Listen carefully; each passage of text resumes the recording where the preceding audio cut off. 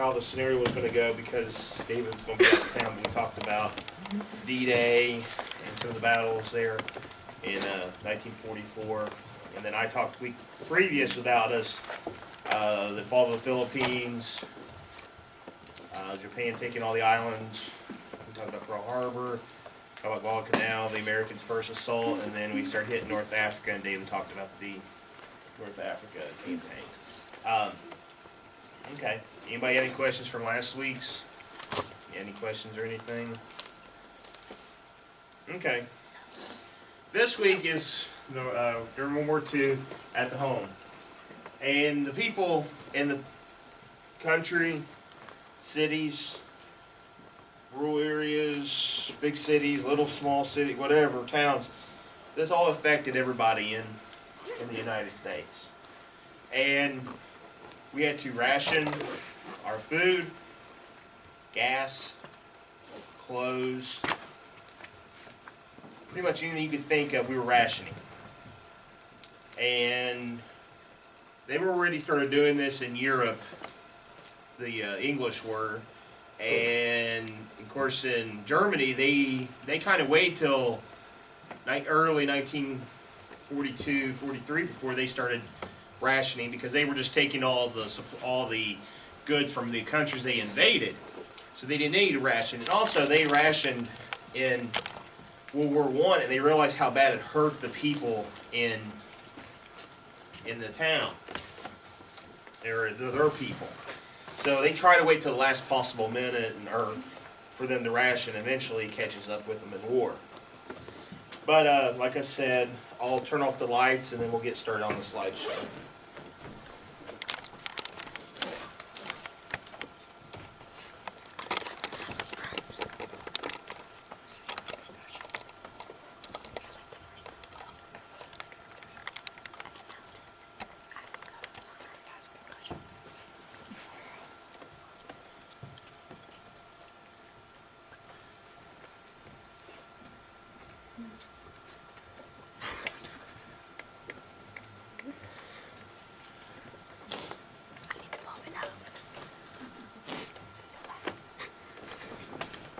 Alright, we'll go to our first slide. Scrap drive. They came out with these, and you would have seen on side of buildings and schools and everything.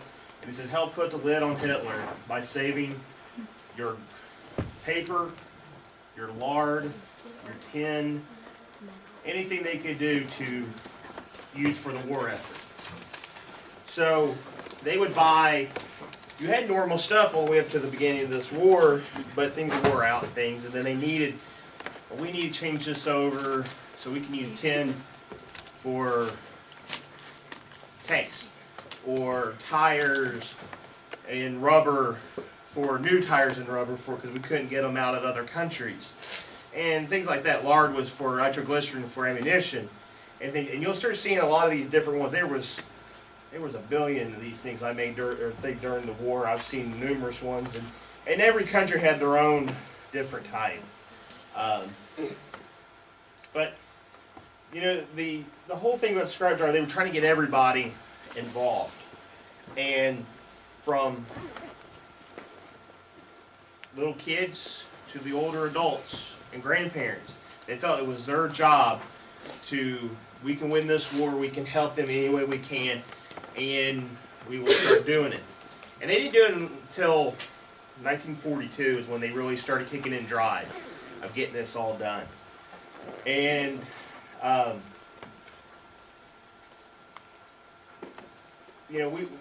1942 was like automobiles. The only way you could get a new automobile was if you were a preacher, something to do with the military, transportation, fire, policeman, something like that. That was the way for you to get a new automobile. But everything else you had, they didn't build no more automobiles till after the war. So a lot of the 1930s cars, and the last year they actually made a car was 1941. Because after that they couldn't make any more, because they're going to eventually change their format of making cars, like in Michigan and Ford. Now they're going to start making Jeeps and tanks and other things that we'll need for the service. So they started cutting back on that. So it's kind of interesting when you start going through it that what we started dwindling down, that was our everyday use, and how we were going to reuse things and continue to use things until it finally, you couldn't use it no more. And what it was used for everyday use for soldiers. Go to the next slide. Saving paper and metals for the defense plans. Now they would have guys in town, say here in Germantown, they would come in, they would drive around, and they would have collections at churches, schools, things like that. And they would pick up newspapers, metal, rubber, stockings, women's stockings, because they were using them for parachutes, things like that. And they would go around and try to get as much as they can. And eventually, I mean, they always say that's what won the war, was what people, well, you ask a lot of the Europeans who were there, who, they're like, you know, you guys won the war by doing this to help us. And we did suffer from it, but we've already been in the Depression, which we didn't have a lot anyway. So this is just another step we had, and, you know, we're like, okay, we'll do this for our boys overseas, for our soldiers. And they didn't think much of it. And you talk to some of the older generation that lived through the Depression, and them, they could tell you it really didn't change much. They're like, well, we didn't have this during the 30s, but when the war was going on, we still didn't have it. My grandmother did not have a fresh baked cake from a bakery until 1947. She had made them at home, but actually having one baked at a bakery, she didn't have one until 1947. Because she said, because the sugar shortage during the war, them not being able to have certain things during the Depression, so she never had that. And she said she thought that was the best thing when she first got it. And she's telling me, I mean, she could tell me where it was at in Middletown and everything where it was at. So it was just a stress that people went through, but you eventually did that, and it helped in the purpose of the war effort. We'll go to the next one. Here's the kids involved. They're getting tires. There was a reporting of kids going around and taking tires off of cars that was still drivable. But it was a fun, and they just did it, you know, we're putting our effort in too. And they would even turn in their little toys that were metal toys, so they say, well, we'll use this to metal them down for we can get a bullet to shoot Hitler, and things like that. It was just things, but everybody had a patriotic duty, they thought, to help these soldiers continue to fight, and whatever they needed, we would try to help them in any way. Next one. Here's another scrap drive. The irons for the ships, aluminum for the planes, and everything helped. So like I said, whatever they were getting, it was helping for the effort, the war effort. You know, the British, we started in 1938, 1939, and we started revamping some of our industrial to make things for the war effort for European countries, the Soviets and the British. Because they didn't have big manufacturing companies, and they were already in the war for a couple of years, they needed equipment. So we were making planes, tanks, old ships, we revamped for them, ammunition, different things, and we would make it here and send over to Europe for them. And you'll see, guys, what the weapons they're going to be using later, especially when our troops get over there. They would actually have British equipment that we would use, and then there'd be sometimes vice versa. There'd be stuff we made here in the United States that the British were using. So we were trying to help each other out for the win the war. Go to the next one. Okay, consumer manufactured, switching to make war materials. Almost every business in the United States, big industrial, if someone made cars, they stopped making them. They made tanks. They might make airplanes.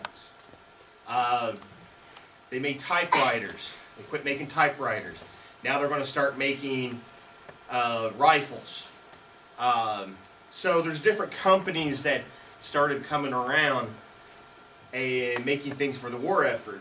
This is a factory assembly line in Detroit, Michigan, and at one time they were making cars. Now they're making tanks, and they can make, I think it was four tanks.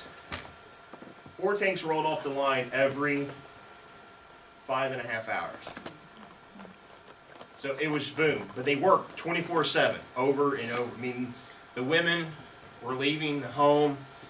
They were going because the men were fighting, so they felt they needed to do something. They called them Rosie the Riveters. You heard of them. And they would go and fight. And men who were unable to go into service for medical reasons, or who've been in World War I, they were too old, but they would go and help. They had housing for these people. They might have 6, 7 people live in an apartment building or housing. They would have daycare where they could bring the small children so they could continue to work. And they were constantly working and stuff. But it was patriotic duty and stuff. And it got hard at times when you'd be on a factory floor and the woman next to you, she gets a letter that she lost her husband at D-Day, or Guadalcanal, or Iwo Jima, or Palu, or somewhere like that. But it happened. Some of the most famous companies around here were Delco, up in Dayton, Inland Container in Middletown. They made paper, cardboard tanks and airplanes that were fake. So when the Germans flew over, they thought there was more than what was out there. So they were decoys. And also, they were the first ones to come up with a cardboard box, and they put a wax on it, and it would actually float and not get soggy in the, where they can dump in the ocean for survivors. And that was out of Inland Container in Middletown. International farming equipment quit making tractors. They started making rifles. Ford quit making their stuff. They started making tanks. Boeing, they were making planes. So every part of the United States, from the East Coast to the West, North or South, there was a company switching over to make something for the war effort. I'll go to the next one.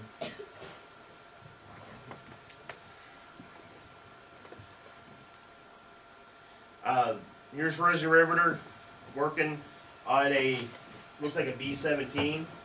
They're in the workforce now. And the women had a big role in this, and they stopped. They were housewives, mothers, sometimes they were teachers, and they would go out and they would leave their regular job and go and do this. And they felt it was for the war effort to make what they need from where they could bring their boys back home. Like up in Dayton, I know there was quite a few factories like that. They would do security in their areas, and then you would have air wardens, and then they would also help on strap drives and other things like that. But if you ever talk to some of the older generation, some of the women, they did go off and went to work. Some of them actually went off and played professional baseball during that time. A lot of the men went off and fought in the service, so they didn't want to cancel the baseball seasons and continue with baseball, so they had women's professional baseball league, and they would play baseball, and that was kind of a thing for everybody. Had something to do to keep their mind, we can still continue to live our kind of a normal life even though the war's going on. How many of you seen the movie League of Their Own? Okay, that's pretty much what it's based off of. Okay, we'll go to the next one. Isn't there a company, one that called Aronica or something like that? Yeah, Aronica, which is right off Route 4 over by the Frisch's restaurant. They made spotter planes and gliders and trainers during the war. At one time, they were producing quite a bit of planes, and they were actually getting close to building as fast as they were building the B-17s and B-25s. So they were doing a pretty good job over there. My mother-in-law that comes with me sometimes, Mhm. she built planes over there. Okay. Yeah. Yeah. I couldn't remember the name of it. Yeah. Veronica. Yeah. I had a great uncle who was a World War II veteran and came back and worked there after the war. But yeah, that was a big. We see the planes being here, and like I said, coast to coast. But you might had there was a place in New Orleans, and anyone hear of the Higgins boat? What's important about the Higgins boat? Those were like they were kind of, they was basically like an open boat with what they used for D-Day, like troops would go on it and it'd land. It was the landing. It was easier. It was made for shallow landing, right? And then the front would go down, the troops would come out. Well, there was only one place that made that, and that was in New Orleans. Where the World War II museum is today in New Orleans, that's the factory that those were made at. But that was the only place that made it. Waco Airfield up in Troy, they made gliders during World War II. So some of the gliders that were in D-Day and Operation Market Garden and Operation Varsity, those were made up there. But they couldn't make them all, so they had to give out different companies. My grandfather couldn't serve in the service during World War II because of a heart defect, but he worked in Indiana making artillery shells. So everybody pitched in and did something. And it was a patriotic thing. Could we do it today? I don't think we could, because we don't make a lot of things here anymore in the United States. But it's sad, but this time, this is when our industry was so strong, and every country knew it too, and we prevailed from it. Next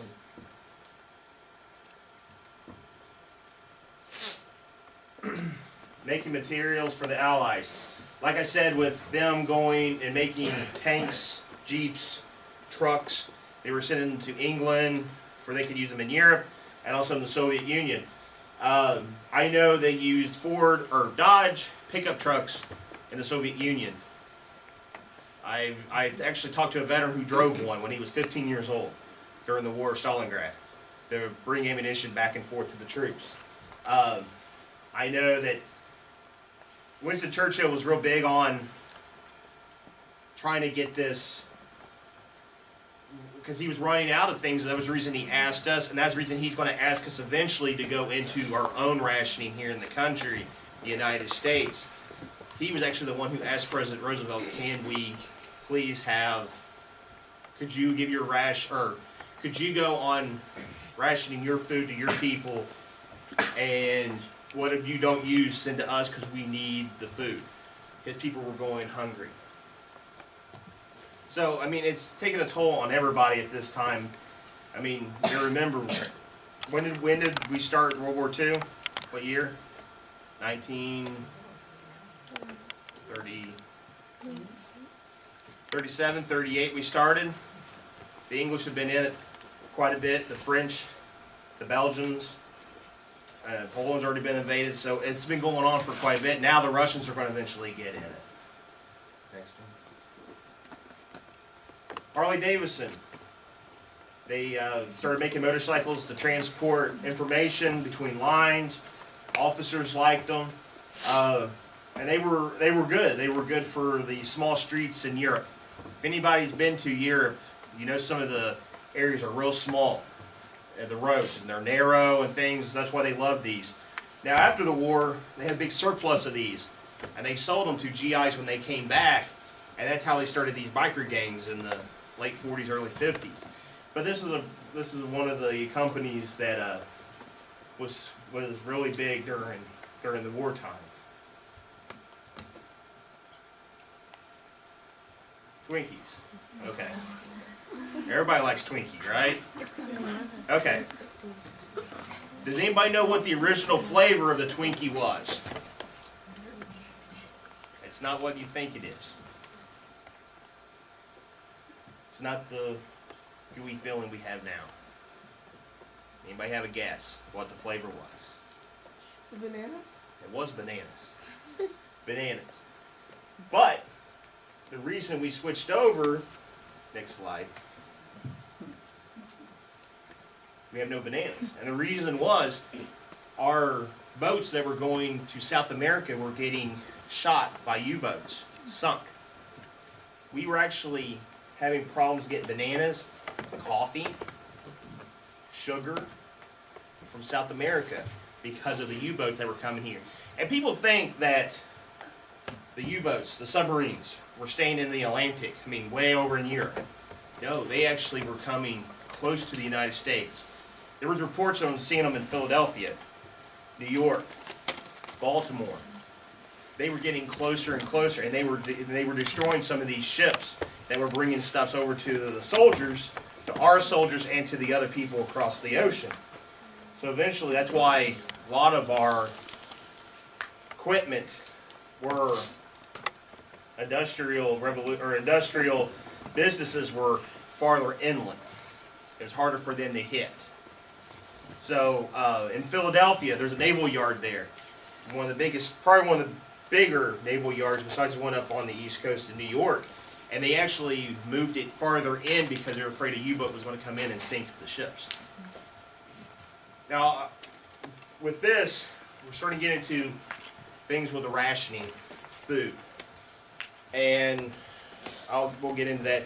But I want to talk about first, has anybody heard of air wardens? What their jobs were?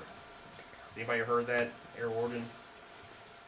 Okay, air warden, I mentioned earlier, was he might patrol this whole area here. And if they run a siren, you practice this in your house, and you would pull down your shades, turn your light off. Sometimes they would go into bunkers if they were fortunate enough. Especially in Europe, they had a lot of those because being bombed during the Blitz and things like that. But they would have a guy who was the warden of the block. He got on his bike and he'd go down the street and make sure the lights were being seen, your windows were being covered, things like that. So this was a civil defense to protect ourselves here in the country. And because we, December 7th, we never thought the Japanese would come and attack us. Well, they did. And we were afraid on the West Coast for a long time that they were going to come and hit San Francisco, Los Angeles. Well, now we're hearing about U-boats now in New York, Baltimore, Philadelphia. So we're worried.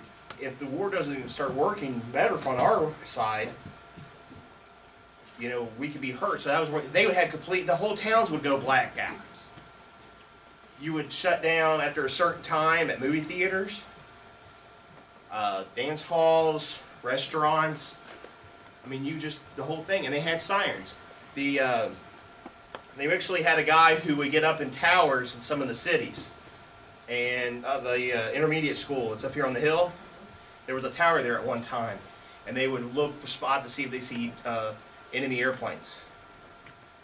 But they had a siren there. If they seen anything, they would blow it, and they would get everybody in town into place where they needed to go. Now, they were some cities had issued gas masks to their people that were living in town because they didn't know if they were going to use chemical warfare. They used it during World War I, so who knows if they're going to use it during World War II. So there was a kind of a scary thing, but we were protecting ourselves. And with these manufacturing companies working 24/7, non-stop, they actually made camouflage to put over these buildings where they wouldn't be hit. And if you ever get on the internet and look it up, some of these were so good you couldn't even tell what they were. It looked like a forest or just rubble. I mean, they just said, "Well, there's nothing there," because you couldn't see the smokestacks or you couldn't see the buildings. So they did a really good job, and these were kind of, like I said, when Inland Container made the fake planes and the tanks. That was something they did, and it was fooling the enemy. Just say, we got spies here. Maybe they're telling what we're doing here. Anybody have a question? Okay, to the next one. Everybody recognize this? It's changed a little bit. Okay, these M&Ms were made specifically for the United States soldiers. They did not sell these till after the war. And you always heard, melts in your mouth, not your hands. That was the reason they made them. They wanted them to have some kind of a treat to have out there in the field. You get a regular Hershey chocolate bar and you're running around when it's 100 degrees out in the Pacific or it gets wet when you're in Europe, it's usually going to fall apart, get melted. But there was a company that made this in New Jersey, and it was the M&M company. Now, they didn't have the M's on the little pieces. That didn't come in until the 1950s. And I think now they're white. Back then they were black. So even the colors of some of the food that we had during that time, food, products, cardboard that had certain colors, they would take them away because we were needing that color print for uniforms, money, things like that. Cigarettes, Lucky Strikes, they were one color eventually. They were white and red and blue, and then eventually they turned into a green package. And you'll see downstairs, if you go through some of the displays, you'll see Lucky Strike cigarettes, and they're green because they took all the other colors and used them for other things. So we're using everything we can think. Now, the British, they actually were made in Canada, and they were given to the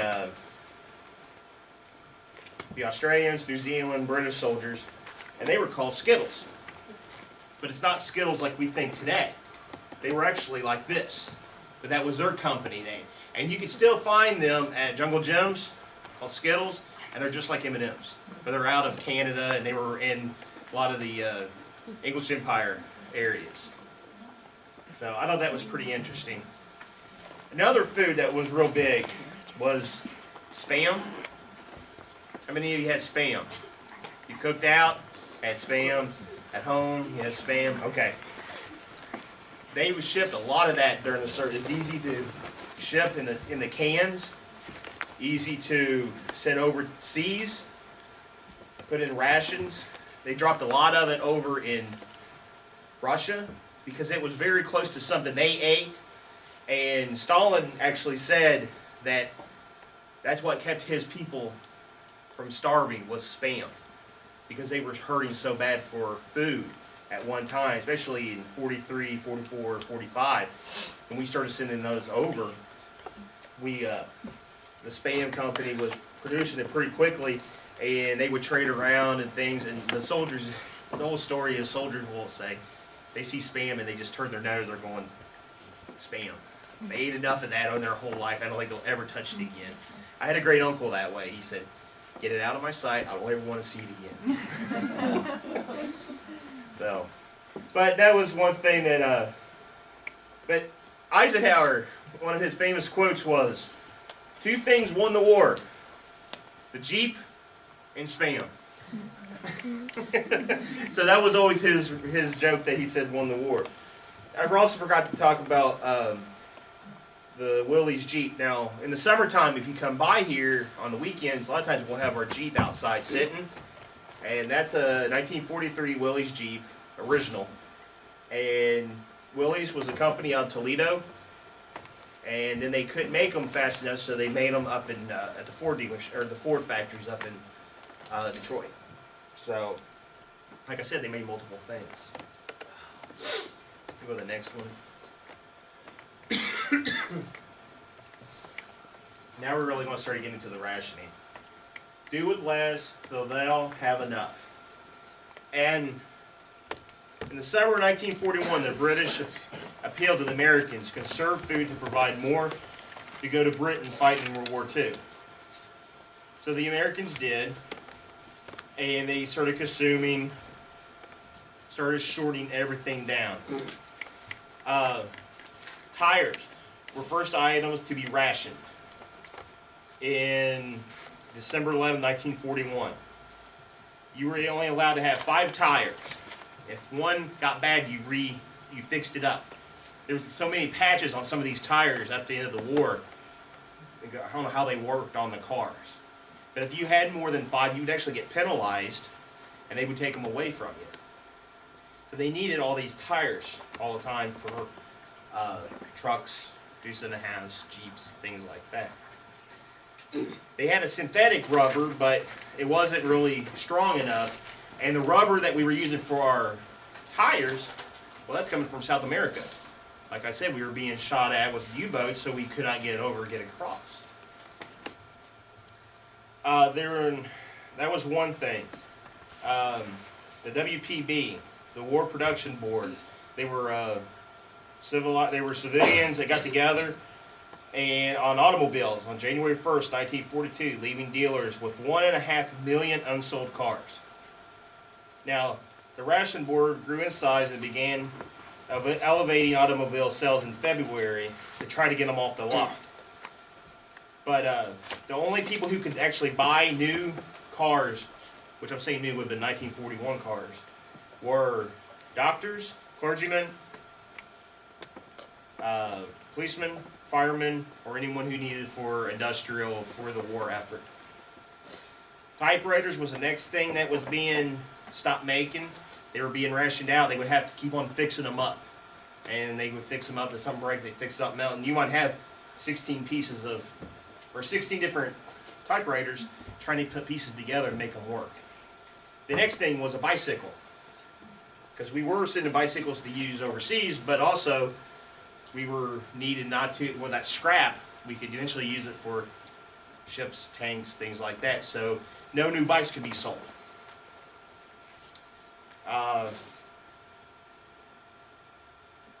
In March of 42, dog food could no longer be sold in tin cans. Had to be dry dog food. And also toothpaste.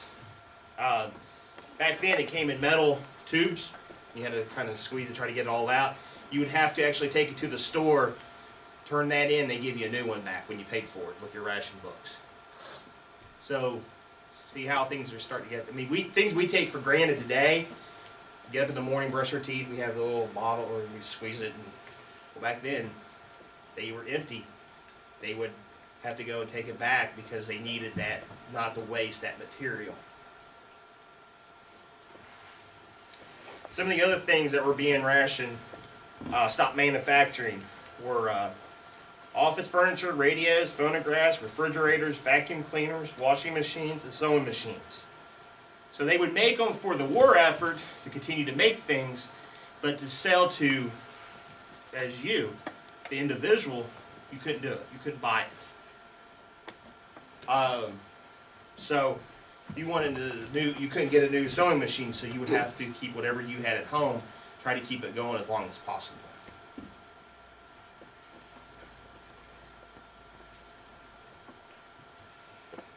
We'll go to the next one. Food rationing. So now food rationing, people would line up and you would get a book and it would have stamps in it.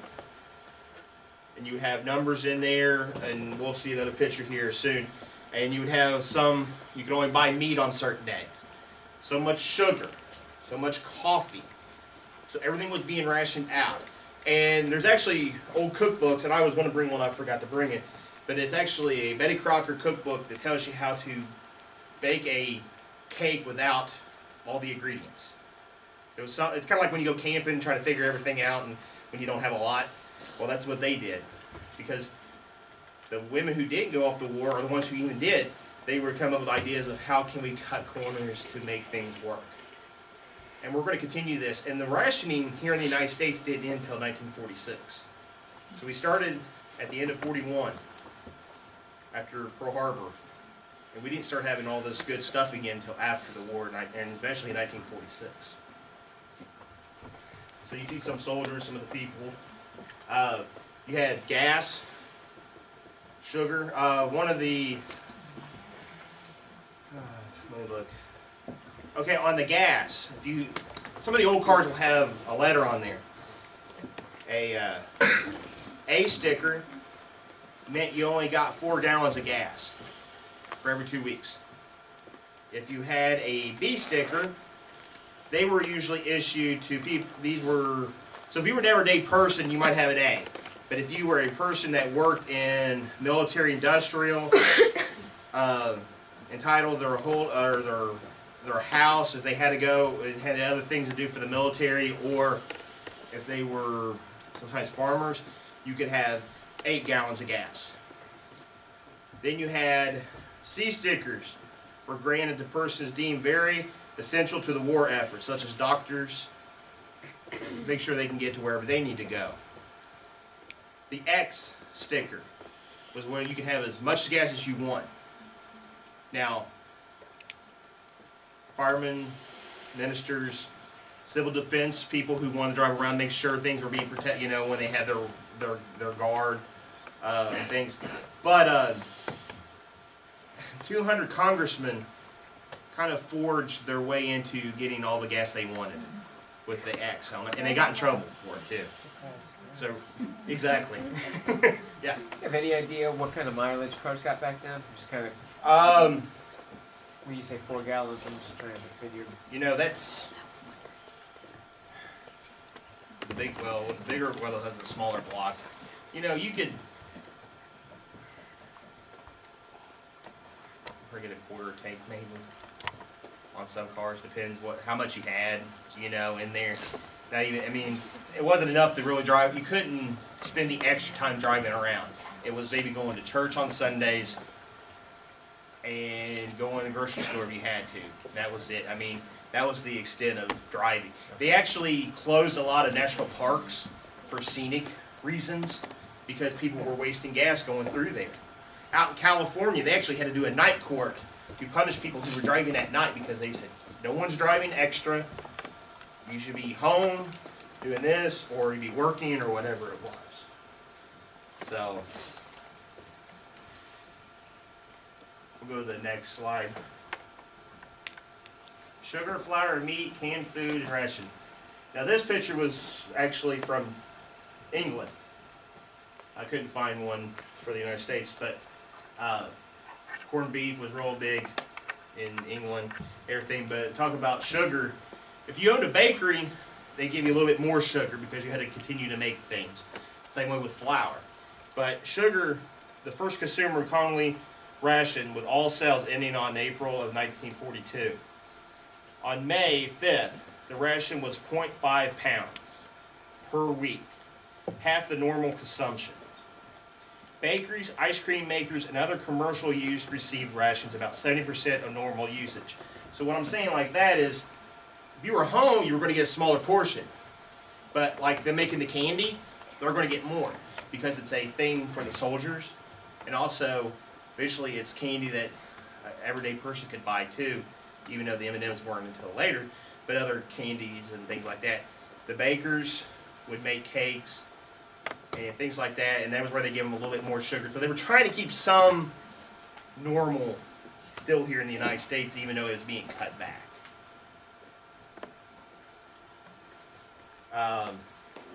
Coffee was rationed in November of 42.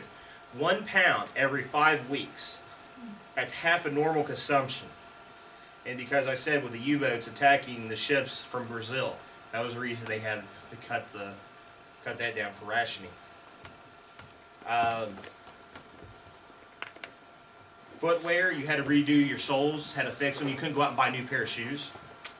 Nylons couldn't be used. Fuel, oil, stoves, meat, lard, cheese, butter, jellies, jams.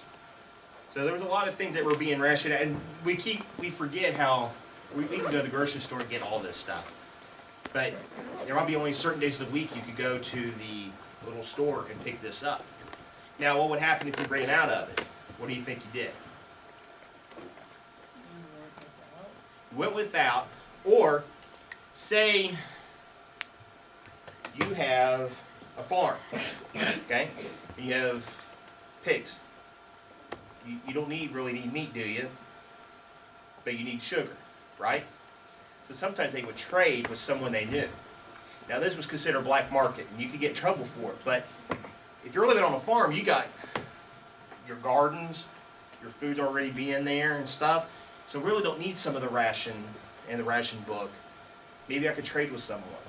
And maybe, well, and also the rations were given to head of household, women, and children. So, and even babies, because they had to have formula or milk and things like that to keep them going. But so it was, you could trade things, but it was you kind of kept it quiet to get by what you needed. But like say school's coming up and you seen something at the store you want, but shoes. I mean, these might be old shoes, but to you they're new. So you might have to use your ration stamps And if you didn't have any left, for some reason you only got a couple, you might trade with someone for, I have too many sugar, I don't need sugar or flour, I'll trade you and you can go get it. And you were supposed to tear them out and give them in front of the people who worked at the meat counter or at the grocery store or wherever it was. So So they collected the stamp, they collected the stamps and then they would, and that was a form of money. yeah. Yeah. And then eventually they would have little tokens they would have too, and it was kind of like cents. And then you could save up and buy war bonds and things like that. So when you bought, so with the ration, when they handed those ration books out, did you give them money for that ration No. book? So then, so like when you went to the store, you would hand them a ticket for sugar, and then you'd have to pay them for the sugar too. No, you wouldn't have to pay them. You had a ration book because everything was being cut. Straight up, the government was running it. So that's the reason the ration book, that was like money. That, I mean, regular money, if you had it, you could buy a little extra, but they would also write your name down if they come to your house. Why'd you need extra flour? Don't you know war's going on? So they get a little aggravated with that. That was the reason they would just use the ration books. But also, like, you know, you might, in 2 weeks, you needed to go, I had no butter. And you could trade, or, you know, try to do something to get more butter, but, you know, everybody was kind of more of an honor system, but the rations were more considered as money. We'll go to the next one. This is what the ration stamps look like. And they had artillery and tanks and like ships, I think one with American flag. And you would get so many of these, and then you ration whatever this might have been for. These stamps might have been for butter, and then the ones with the Navy is for sugar. So that's how you couldn't use the same one. That's why you separate them with the different symbols on each one of them was different.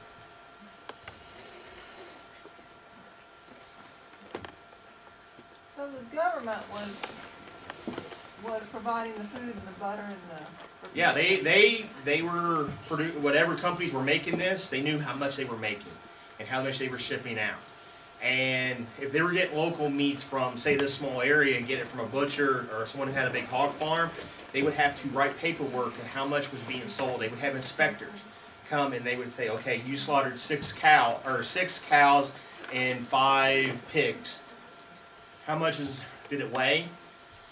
Okay, we cut it up. How much it's going to weigh? You know, for each ounce of each thing, you know, you can buy only so much of the meat. I mean, they were using leftovers. You would have maybe one set of meat for one day, but you might eat 2 or 3 leftovers on that meat because you had to make it stretch. So how there's like 48 rations there are, would they have given you, like, so they wouldn't be able to really predict how long the war would take? So if people would run out of stamps, You would get them. The way I understand it, you would get them monthly, because everything's supposed to last a month. Because it was anywhere between 2 weeks to 5 weeks, so it depends what it was. And some were issued more than others. That's why if you go to antique stores or an auction or something, you'll see a lot of rations books for collectors. There's so many of them made. I mean, they've found boxes full of them in New York, where they were produced so quickly, but they never issued them to anybody. Does that answer your question? It's just weird to me that the government was paying for all this stuff. I mean, Well, it's I will almost like we were all on welfare. I will explain how we're paying for this. Okay. All right. We'll go to the next one. This little boy. Now, you know this is a can of V8, but he's got his ration book, so he's handing it to the guy. He's going to take out what he needs. He'll drink the V8 out of here and then take that can and put it in the scrap dryer. So that's things that you kind of did. It was an everyday thing. Go to the next one. There's the gas rationing. See A down here? That's what you had. That was what your car had. This was a 34 Plymouth from Loveland, Ohio. This gentleman, so this is what he had, and he had to take these stamps, and he was only allowed to have gas so often. So you had to keep all this stuff going all the time. Someone had to have it, take care of it, to know what they had. We'll go to the next one. Okay, growing your own. The Victory Gardens in England, real big because they were needing food, so they did it in England, New Zealand. They were doing it in France, things like that. But here in the United States, that was a way for you didn't have to go and buy. You couldn't buy the canned vegetables anymore. So if you did a Victory Garden, you can have as much, and the government will let you have as much vegetables as you want.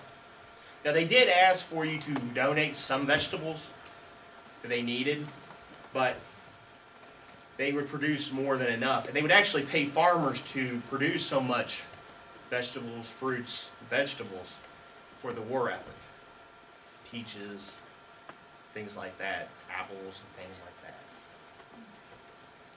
But every town pretty much had one. Every major town had them. And they're trying to make a comeback with people like low income in like Detroit, Cleveland. I think Columbus is doing it, Cincinnati's done it. And they try to do that where they could get people out. You know, they don't eat and stuff like that. So they're like, yeah, if you eat right, you can do this. Go to the next one. There's another propaganda, like I said before, you'll see a bunch of these. Go to the next one.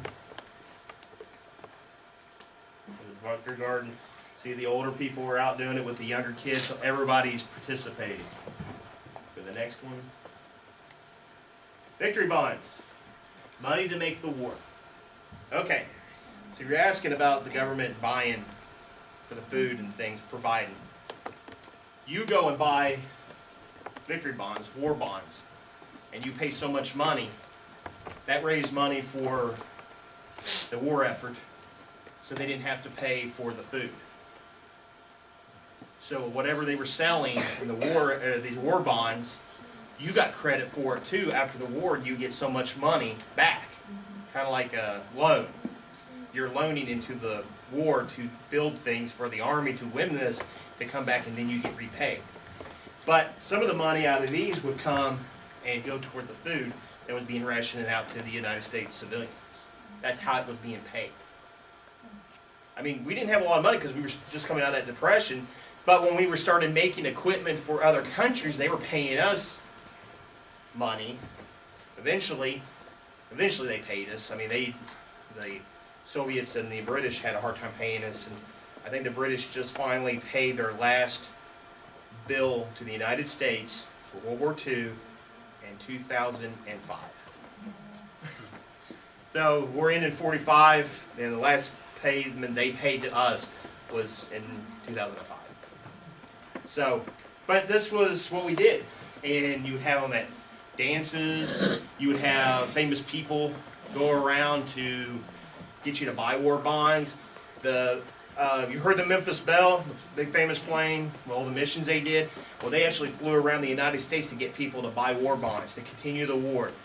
If you buy this amount of war bonds, that's us to make more ammunition, or another tank, or buy gasoline that we need to get. Things like that. And that was just a propaganda. The worst time of the rationing for the United States was 1943. That was the hardest time for us in the United States, because the war has been going on for 2.5 years. We're really struggling here, and 1943, we were really having it hard in the United States. Go to the next one. Here's some ladies at Union Terminal down at Cincinnati trying to get people who's coming on the trains. Now the trains could go because you needed them to transport men, and thousands of guys and women were going through Union Terminal, business, soldiers, things like that, but they were stopping and buying war bonds. And kids did it in school, and things like that, and then eventually they would use those war bonds, like I said, and you would buy something afterwards. I mean, there was women who bought like $200 worth of war bonds, and they wind up having enough money to put down on a home after the war. That's why there was a boom, the baby boomers, after World War II, why there were so many houses built, because people who paid into it were getting something back. What was the interest that they gave? I have no clue. Yeah, I have no clue on that. Go to the next one. Spies everywhere. Now, like I was talking about with the plants and stuff, POWs were coming here to the United States from Europe and from Asia. Well, yeah, Europe and Asia. You could tell. You could tell the Oriental is here as a POW, and they would send them to certain camps.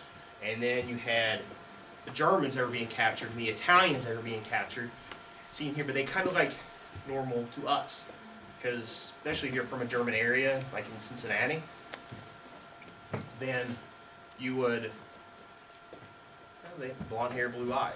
That was a normal thing. But they would have them go out to these different camps.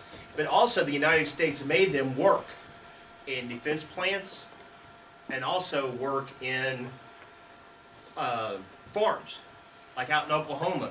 My friend's family owns a farm out there since 1886.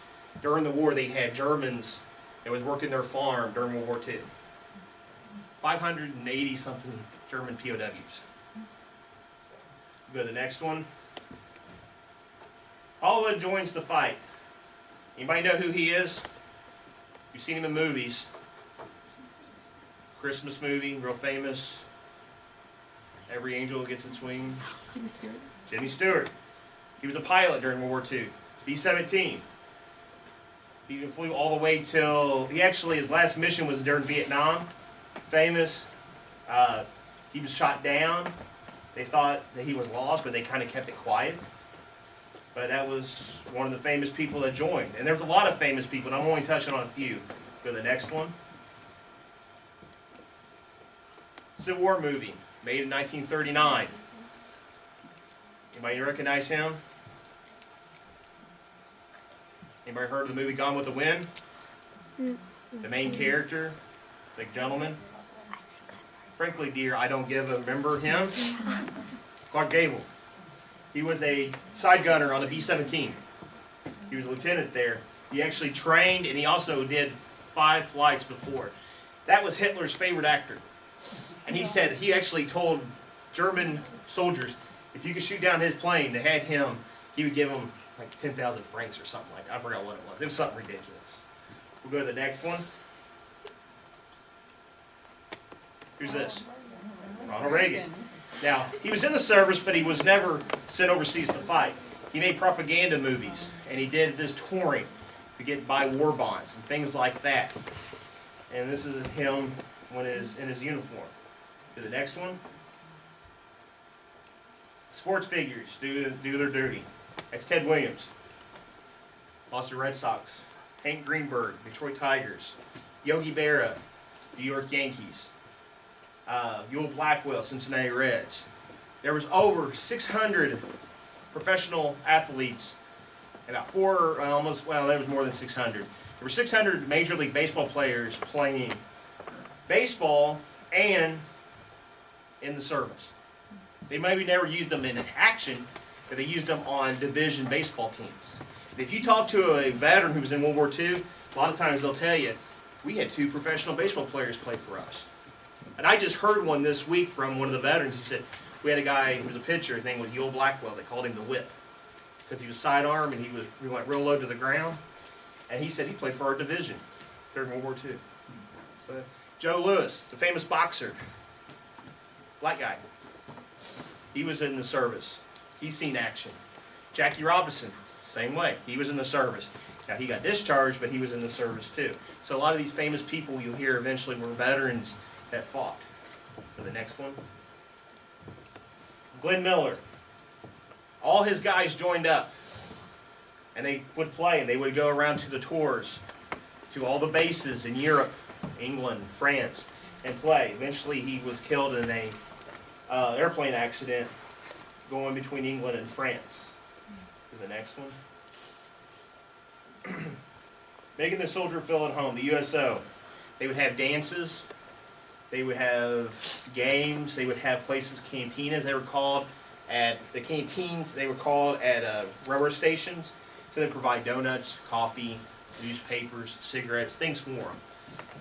And it was something of relaxation for them. So while they're traveling, they can stop. And the last one. Oh, there's another one. We'll skip that one. Skip that. Yeah. Bob Hope, probably the most famous USO show personality that went around. You can hear some of his old stories and stuff on TV or on the radio. He didn't have TV, so you would hear him on the radio, and he might be in Texas, and the next time he would be at a base in England.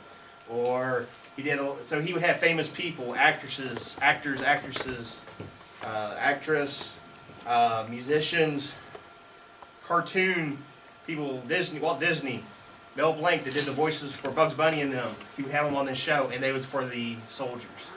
And real fast before I forget, you had Voice of America that was in Westchester, and they would signify their radio station, and you could hear it around the world at one time.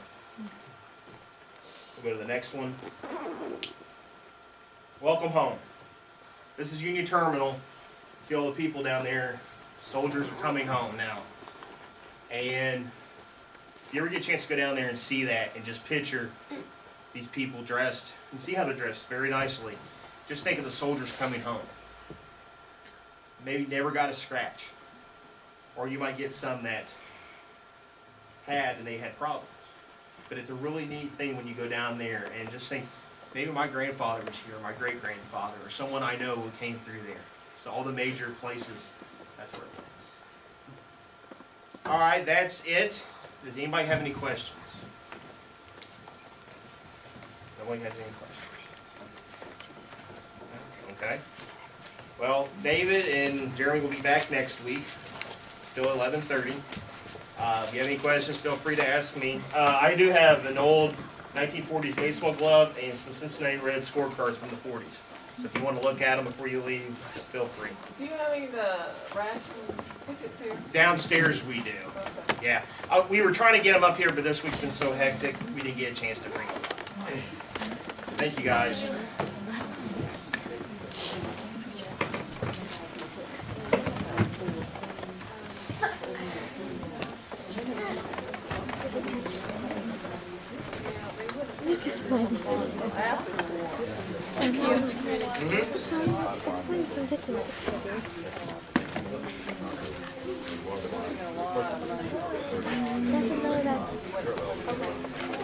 Okay.